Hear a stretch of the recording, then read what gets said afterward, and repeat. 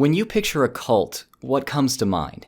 If your answer involves highly isolated compounds, Kool-Aid, and mass, how do I say this without getting demonetized? Mass not aliving oneself, then you're probably actually picturing a Doomsday Cult. This is a type of cult whose doctrine revolves around apocalypticism, the idea that the end of the world is imminent. Many groups of this kind act to prepare for their idea of the apocalypse, while some others actively try to usher in the end of the world. I hear what you're already saying. Drew, doesn't that mean that anti-vaxxers and climate change deniers are doomsday cults?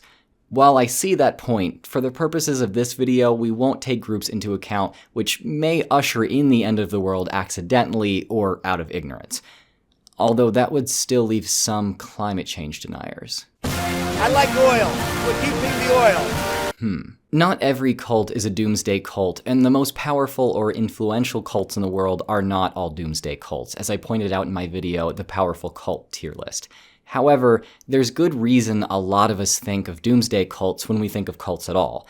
They very often burn bright, fast, and sometimes go out with a memorable bang. Here, we'll explore some of the most powerful and influential doomsday cults out there. As usual, I'll first explain the criteria I use to make this list, as well as the limitations of my research. Groups centered around the end of the world have, ironically, been around since the beginning of recorded history, so I'm just simply not credentialed enough to cover the most powerful or influential doomsday cults of all time. Instead, I'd like to make it clear that my list only looks at groups from the past 200 years or so. I'll also add the information available to me is limited by the fact that my research had to be done exclusively in English, and English sources tend to cover groups and ideas which were impactful to the West. So if you feel I've missed an important group on my list, feel free to tell me so in the comments because you could very well be right. With that said, each cult will be ranked according to its stats in 3 areas. 1. Population, the number of members within the group. This has an imperfect positive correlation to the number of people a cult can mobilize for its own gain. 2. Self-destruction, the extent to which members sacrifice their resources, relationships, and well-being in their preparation for or facilitation of the apocalypse. And 3. Inconspicuousness, the group's ability to conceal their self-destructive tendencies for the sake of bringing in new members or avoiding the intervention of outsiders. I'll cover 5 cults here, with F tier being the least powerful ranking possible and S tier being the most. We'll actually start in D tier this time. Here we have the Branch Davidians. The Branch Davidians are an offshoot group of the Davidian Seventh-day Adventist Church that followed the teachings of Victor Houteff. Houteff wrote tracts entitled The Shepherd's Rod in 1929 and believed that the SDA Church had strayed from their task of preparing for Jesus' return in favor of worldly pursuits. Houteff and his followers settled near Waco, Texas, and built a compound they called Mount Carmel Center. Then, through a long series of power grabs, the sect eventually came under the control of the now infamous David Koresh. To get an idea of what this guy thought of himself, listen to the story behind his name. The guy's name was actually Vernon Howell, but he created the name David Koresh from the names of 2 influential people. The first was King David of Israel, possibly the most decorated king in the Bible, who was called the man after God's own heart. The second was Cyrus, an ancient Persian king who was the only non-Jew to ever receive the title of Messiah in Scripture. Koresh is simply the Hebrew version of Cyrus. So, yeah, he basically assumed the names of Israel's greatest and godliest king, and a king who was called a Messiah. Do you think he might have been compensating for something? Koresh believed that he was something called the Lamb, mentioned in the book of Revelation, chapter 5. While scholars typically think the Lamb refers to Jesus, Koresh thought it referred to himself. In that part of Revelation, it said that the Lamb will open a mysterious scroll with 7 seals, an action which results in 1, the Lamb being emphatically worshipped, second only to God, and 2, the return of Jesus Christ. He also believed he was to create a new lineage of children that would eventually rule the world, so he decided to dissolve all marriages within his group so that he could take all the women for himself to start producing these children. He took wives of any childbearing age, including adolescents. Their population stat is very low. While it's difficult to determine exactly how many people were involved at their peak, we do know that only 85 members were present at the time of the widely known siege of their Waco compound in 1993. Suffice to say, their numbers were no larger than those of a small community church, and definitely don't compare to the groups of millions that will top this list. Their self-destruction stat is really their only strength. The members of this group fully relinquished control of their lives to Koresh. As mentioned, Koresh dissolved all marriages in the group in order to take all the women and girls for himself. They lived on a compound with no running water, heat, or electricity, but still had Bible study 3 times a day. Koresh determined when and what everyone ate, not allowing sugar, processed flour, or dairy. Beatings and violent punishment were common in the group. He instructed followers to spend their time preparing for war and the end times. He separated families, placing different kids with different mothers. Lastly, he demanded all members remain celibate, except for himself and his wives, of course. The Branch Davidians in life gave everything to Koresh. Then the siege happened. For 51 days, federal agents surrounded the compound in a standoff with the war-prepared Davidians. Eventually, FBI agents broke the standoff and fires quickly broke out across the compound. It's thought that those fires were actually started by the Davidians themselves. 76 of the 85 members at the compound lost their lives in the fires, including Koresh himself. Those who gave everything to Koresh in life eventually gave him their lives as well. Lastly, their inconspicuousness is low. The fact that the Branch Davidians were an offshoot of the Seventh-day Adventists may have initially given them the appearance of just another denomination, but eventually their small numbers, belief in Koresh as the bringer of the end times, and communal living definitely made them appear cult-like to most of the world. With their low stats and lack of special abilities, the Branch Davidians don't make it past D tier. In C tier, we have the People's Temple, otherwise known as Jonestown.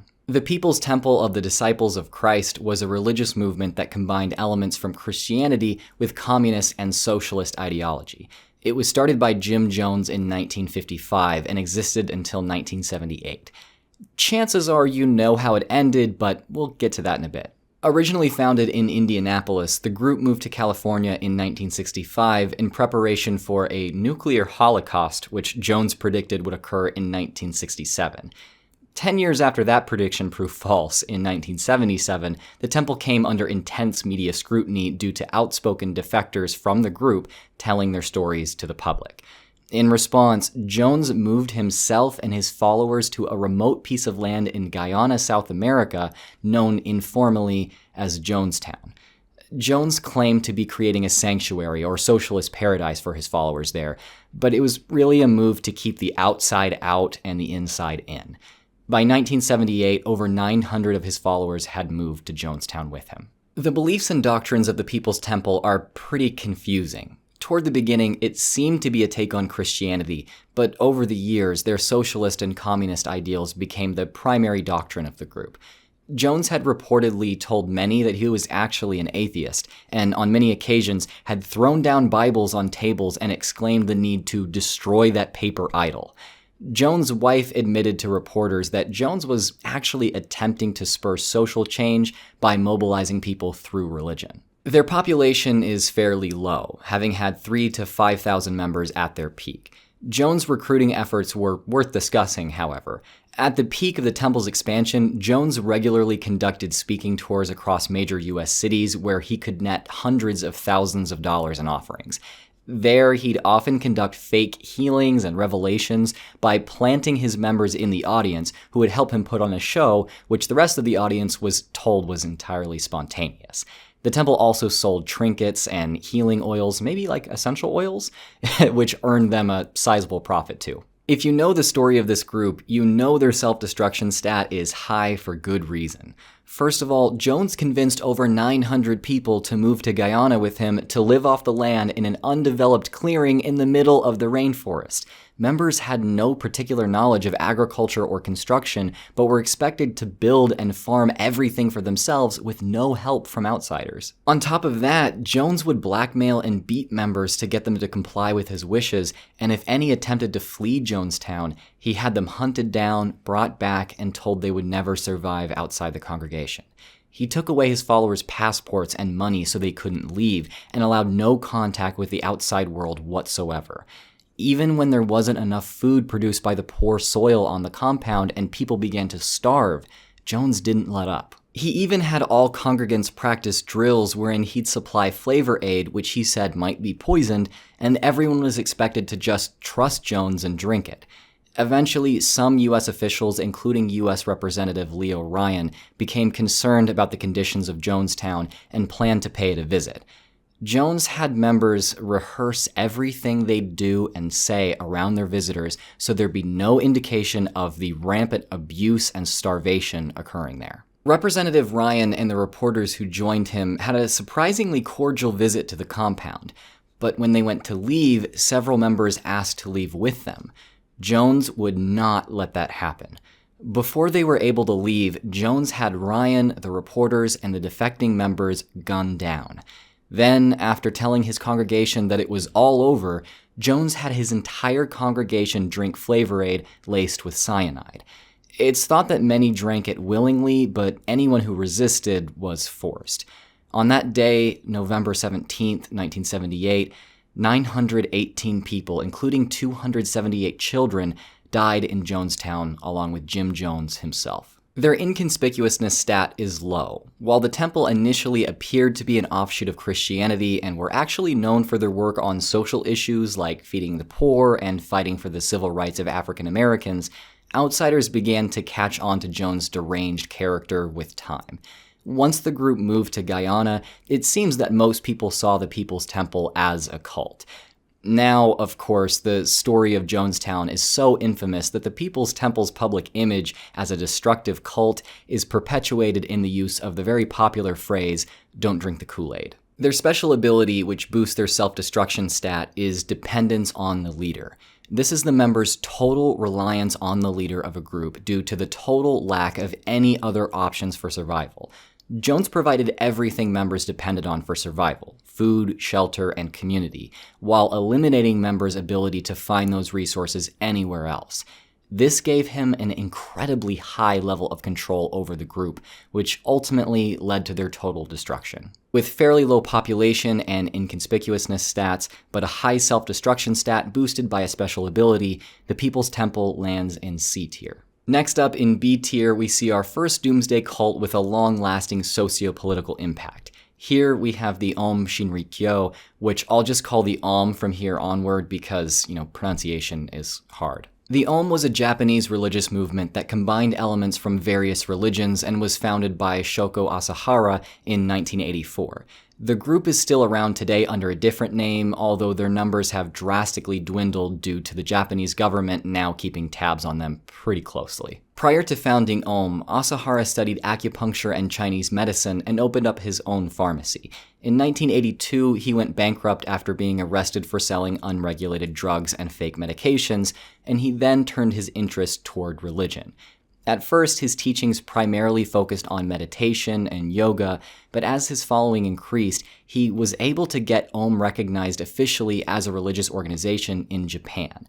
However, as the years passed, Asahara began to focus more and more on end times prophecies, and the public perception of the group shifted as stories came out about the group's deceptive recruitment tactics and apparent brainwashing. The doctrine of Ohm incorporated elements from Buddhism and Hinduism, as well as millennialist ideas from Christianity, yoga, and the writings of Nostradamus.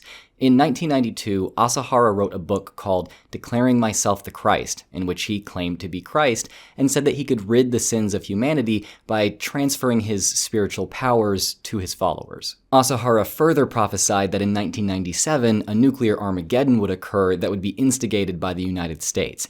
He and his followers believed that all of humanity would be destroyed by this nuclear Armageddon, except for the followers of Ohm. It then became their supposed mission to recruit and save as many as they could from annihilation. Their population is moderate. At their peak, Ohm had between 40 and 60,000 members worldwide, mostly in Japan and Russia.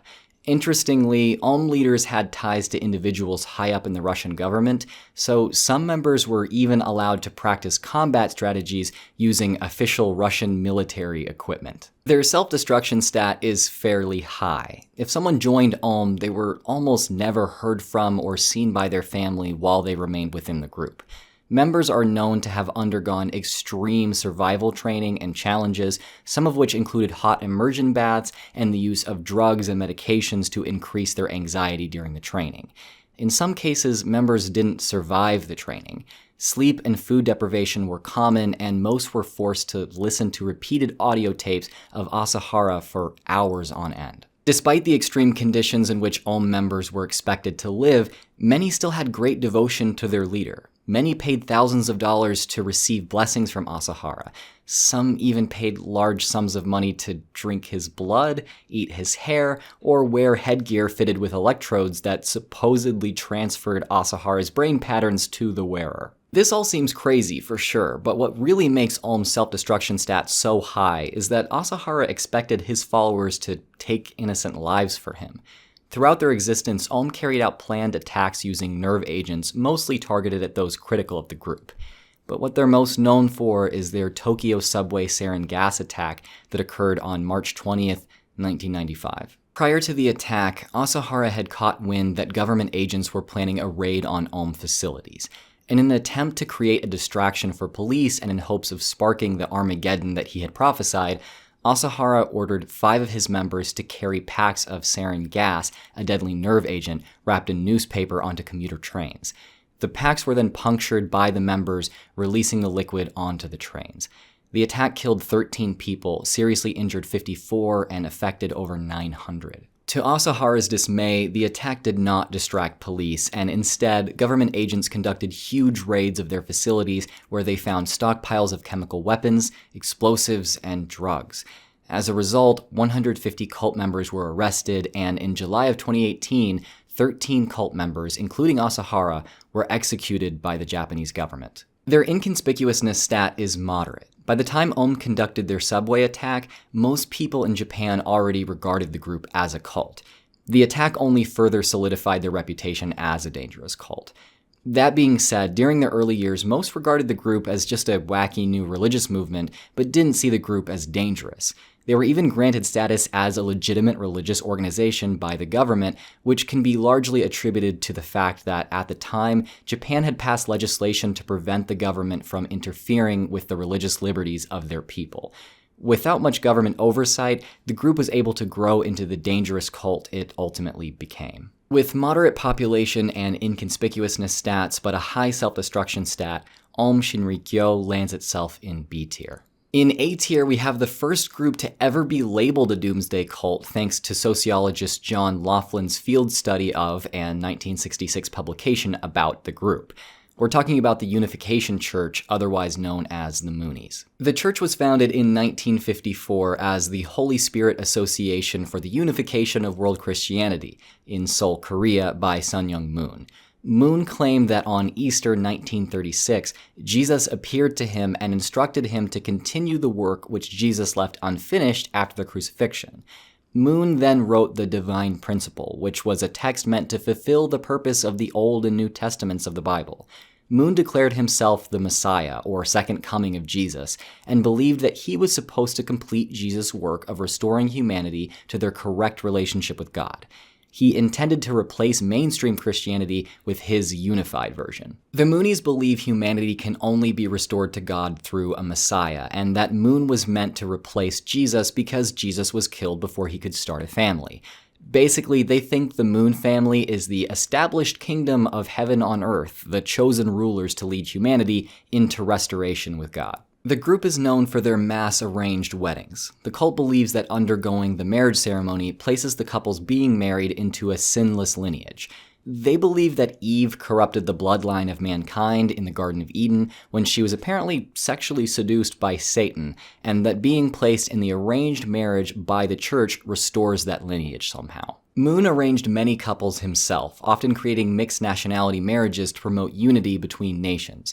The Moonies believe singleness should not be sought after and that everyone should be married. Their population stat is high, as their membership is estimated to have reached between 1 and 2 million at its peak. Their membership today is much lower, however, as the founder died of pneumonia in 2012 and the church is now split into two sects. One of these sects remained in South Korea, and the other is led by the founder's son, Sean Moon, here in the US. Their self-destruction stat is moderate. The cult undermines the identity of their members by requiring them to have arranged marriages. Sex outside of marriage is one of their biggest sins that can be committed, and there's a large emphasis placed on purity and abstinence for the sake of keeping mankind's lineage pure. Members are also discouraged from having any friendships outside the church. Cult expert Steve Hassan, who I've spoken about several times on my channel, has revealed that during his time in the Moonies, he was expected to work 21 hours a day, 7 days a week, giving lectures for the group, fundraising, recruiting, and praying. He dropped out of college just to join the Moonies and was taught that anyone on the outside of the group was just falling prey to Satan. Their inconspicuousness is also moderate. In their early days, it's likely that people just saw them as a new religious movement rather than a destructive cult. Today, though, the Unification Church is widely known as a cult. They do have a special ability which allows them to overcome their reputation and maintain widespread influence, however. That ability is political alignment. This is the strong affiliation with and support of a major political party which allows the group to maintain influence within that party even when their influence elsewhere wanes. The Moonies have been highly political from the very beginning. Moon thought that all world governments should relinquish control to a worldwide theocratic government, presumably with he and his family at the top. He started multiple political organizations aimed at making progress toward that goal, but I'll just hit the highlights on that subject. Moon supported Nixon during the Watergate scandal. The church had George H. Bush speak at one of their political organization's events in 1995, where Bush championed traditional family values. The church founded the Washington Times, a conservative American newspaper, in 1982. The Washington Times has been known to publish pieces rejecting climate change, as well as articles promoting bigotry and conspiracy theories. Apparently, Ronald Reagan read the Washington Times every day during his presidency. What a surprise, right? And you want to know how much they support the GOP these days? Sean Moon, one of the church's leaders, holds what he calls a weekly King's Report, in which he discusses world affairs utilizing information from conservative media such as Drudge Report, Breitbart News, and InfoWars. Sean Moon has said that Hillary Clinton is the fallen Eve character who would bring about nuclear war with Russia, and that Trump is the Adam character. Who is bringing judgment on our government. The church believes that Trump has been chosen by God and that the Democratic Party is actually a communist party. To top it all off, Sean's brother, Justin, opened a store called Tommy's Gun Warehouse, which on its opening day had Eric Trump, of all people, as the guest of honor. With their high population stat, moderate self-destruction and inconspicuousness stats, and a special ability which boosts their influence regardless of how poor their reputation becomes, the Unification Church earns a spot in A tier. Finally, in S tier, we have a group I've spoken about a good deal on my channel, and even ranked as B tier in my video about the most powerful cults in the world. You may have guessed it or expected it already, it's the Jehovah's Witnesses. This group originated in 1870s Pennsylvania, where they broke off from a Christian sect called the Bible Students. They became centered around their founder's publication company called Zion's Watchtower Tract Society, and expanded quickly through the distribution of their literature and the preaching of their message. It wasn't long before they began doing what they're now famous for, attempting to predict the exact date for the end of the world as we know it. In the early 1900s, the Watchtower Society began to claim that the biblical Armageddon would occur in 1914, wherein God's messianic kingdom on earth would be established. They claimed this would entail Jesus returning to overthrow and destroy world governments, which, of course, were all just ruled by Satan. That prediction failed, so they made another, and when that one failed, they just made another, and another, and another. These days, the Watchtower Society claims that Jesus' messianic kingdom was actually established on Earth in 1914, but only spiritually speaking. Physical Armageddon, on the other hand, will, just happen any day now. Their population is very high, especially for a Doomsday Cult, with roughly 8.5 million members. Given that they're effectively led by a publication company, Jehovah's Witnesses are adept at evangelism all over the world. They have been encountering unprecedented financial issues over the past several years due to facing numerous charges for concealing widespread abuse within the organization. But they're excellent at using their members to build new facilities and distribute new literature at very little cost. So these financial issues haven't slowed them down quite as much as you'd think, unfortunately. Their self-destruction stat is lower than some others on this list, although that's not to say that their members don't suffer just outrageous manipulation and abuse. Jehovah's Witnesses believe that they're living in the last days, and that as God's children, they should be separate from the world as much as possible. Thus, they're not allowed to celebrate holidays, obtain higher education, participate in any political activity, or serve in the military. They also follow tight restrictions on physical appearance, consumption of media, potentially life-saving medical treatments, relationships, and more. This often results in members obtaining what they call the Christian personality. I've seen this personality in person from some who actually were pretty proud of it. It results from members relinquishing their individuality to the organization for the sake of becoming what they call a good and faithful slave to Jehovah. If that sounds incredibly sad and a bit creepy, let me tell you, it is. Members are also strongly discouraged from getting any information about theology or their church from anywhere outside the Watchtower Society. Many think it's sinful to even learn anything about these topics from anywhere except for jw.org or the literature explicitly approved by the organization's current governing body. Members who disobey any of the tedious commands of the church are subject to disfellowshipping, where they're allowed to attend sermons but not to maintain contact with any friends or family in the church. If they repent and their local leadership decides they're sincere, they're allowed back in. If they don't sincerely repent, though, even if they just have complaints about the church, they're shunned.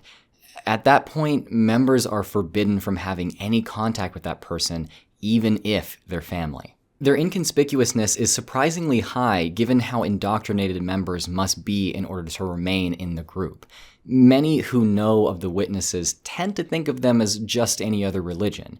Like many other Christian groups, they claim to rely on the Bible as their final authority. In reality, though, the governing body of the organization decides what all the members believe. With millions of members posing as simply Bible-believing Christians, they've flown under the radar as a destructive doomsday cult for longer than any other group on this list. Their public perception is only just now beginning to change. Doomsday cults are surprisingly common. While the events of Jonestown and the Waco siege have become ingrained in public memory, at least in the US, it's vital to recognize that those tiny cults are not the most influential or widely threatening. Doomsday cults can come in the form of political movements and seemingly normal religious groups. There's a lesson to be learned from this, I think. Before becoming involved in a political or religious group, thoroughly research what they believe about the world's future. In doing so, you might just prevent your own future from being lost. Thanks for watching. I've been Drew of Genetically Modified Skeptic. A special thanks to my patrons who have kept my channel afloat during the apocalypse that 2020 has proven to be so far. If you want to hear more from me, subscribe and follow me on social media at the handles below. If you're an apostate in need, there are resources linked in the description to help you find community and mental health support. Remember to be kind to others in the comments, and until next time, stay skeptical.